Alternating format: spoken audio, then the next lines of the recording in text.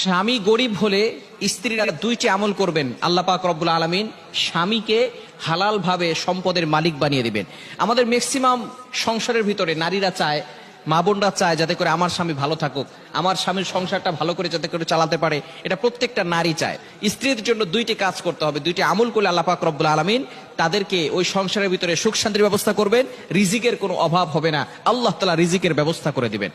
এক নাম্বার, আব্দুল্লাহ ইবনে মাসউদ রাদিয়াল্লাহু তাআলা আনহু তিনি বলছেন, নবীজি সাল্লাল্লাহু আলাইহি ওয়াসাল্লাম জানিয়ে দিয়েছেন, যে ব্যক্তি প্রতিদিন রাতে ঘরের ভিতরে সূরা ওয়াকিয়ার তেলাওয়াত করবে, আল্লাহ পাক রব্বুল আলামিন ওই ঘরের ভিতরে সুখ শান্তির ব্যবস্থা করবে এবং আল্লাহ তাআলা রিজিকের ব্যবস্থা করবে, রিজিক নিয়ে টেনশন করতে হবে না। এক নাম্বার কাজ হচ্ছে প্রতিদিন রাতে সূরা ওয়াকিয়ার তেলাওয়াত করা, পারবো তো ইনশাআল্লাহ। নাম্বার 2, দ্বিতীয় নাম্বার হচ্ছে 5 ওয়াক্ত নামাজের পরে 100 বার করে ইস্তেগফার আমল করতে হবে। ইস্তেগফার হচ্ছে চমৎকার একটি আমল, আল্লাহ পাক রব্বুল আলামিন ইস্তেগফারের বহু ফজিলত দিয়েছেন।